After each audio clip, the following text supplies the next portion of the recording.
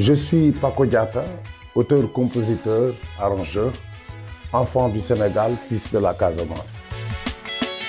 Si grande que soit la famille où règne la discorde, sa ruine est l'affaire d'un jour, enfant du monde. Beaucoup de gens sont incapables de surmonter leurs difficultés, incapables de trouver tout seuls des solutions à leurs problèmes.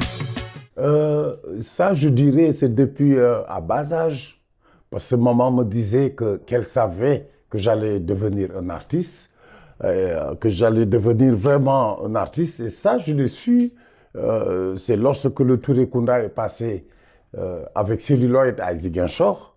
Et c'est là où vraiment que le virus m'a tapé, que je devais vraiment prendre la décision de partir, de plonger complètement dans la musique. Et là, je suis parti à Dakar. Je jouais déjà beaucoup d'instruments, comme la basse, la guitare, les percussions. Et donc, j'ai commencé à travailler avec grand Cheikh Tidiane Tall, paix à son âme. Et par là, j'ai fait toutes les productions à l'époque, comme Dial Moussa Ale, Ndiagambay Nanyumuny, Bete Bete de Dial. Je travaillais avec Ndeye Fatou Ndiaye, Madiodio Ning. La liste est longue, hein, parce que c'est toute la partie traditionnelle sénégalaise. Là, c'est quand je suis arrivé par une tournée au Bataclan, parce que j'ai déjà joué au Bataclan avec Abou Djoubadé. Et c'est là où je disais que je devais vraiment faire encore autre chose.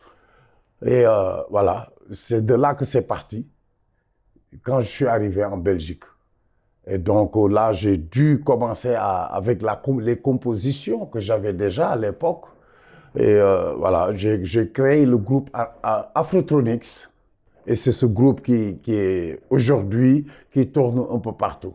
Ça, c'est venu depuis Afrocé.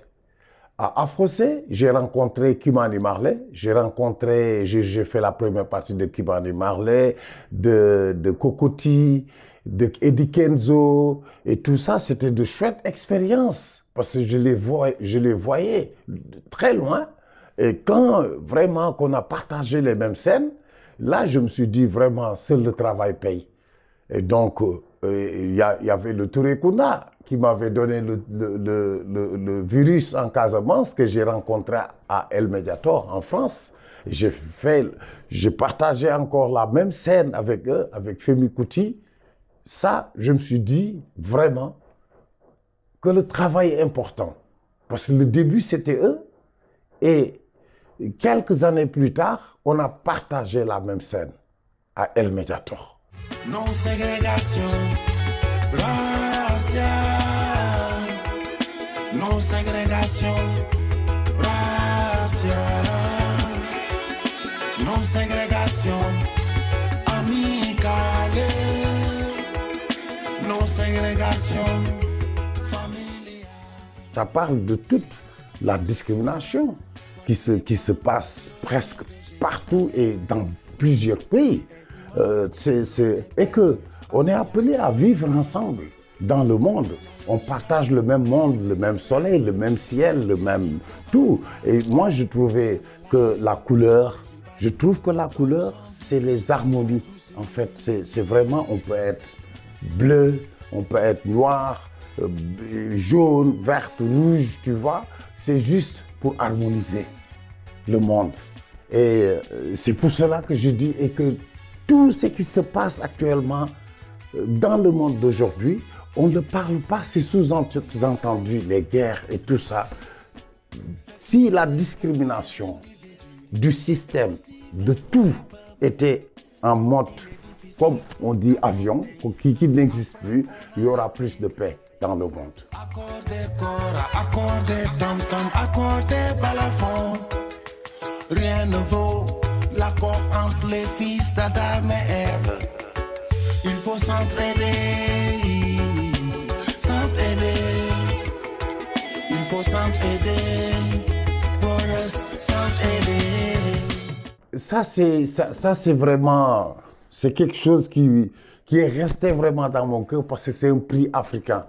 Avant cela, j'avais déjà reçu le Raaya Music Award chez moi à la fin de l'année 2021, à l'honneur de tout ce que j'avais fait au Sénégal.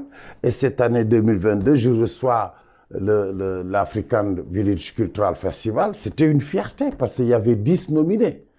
Africains, il y avait l'Ouganda, Cameroun, Côte d'Ivoire, Nigeria et encore d'autres pays de l'Afrique.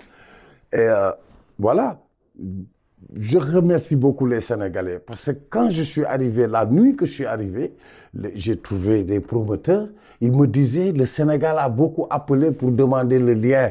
Et là, donc ça fait plaisir quand le pays, quand la presse surtout, là je remercie toute la presse sénégalaise et toute la famille parce que voilà, c'est tellement chouette.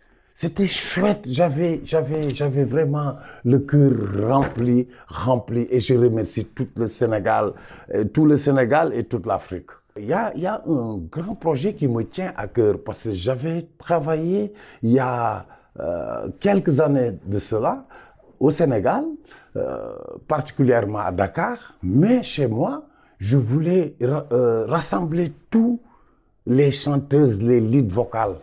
Parce que je vois là-bas que les femmes ne sont pas encore sorties. Et je me suis dit que, parce que j'ai un studio d'enregistrement qui est là, j'ai découvert beaucoup de talents sénégalaises, particulièrement en Casamance, et voulais faire un hymne qui s'appelle Femme Gloire. Je le déclare, je le dévoile aujourd'hui avec vous, et qui s'appelle Femme Gloire.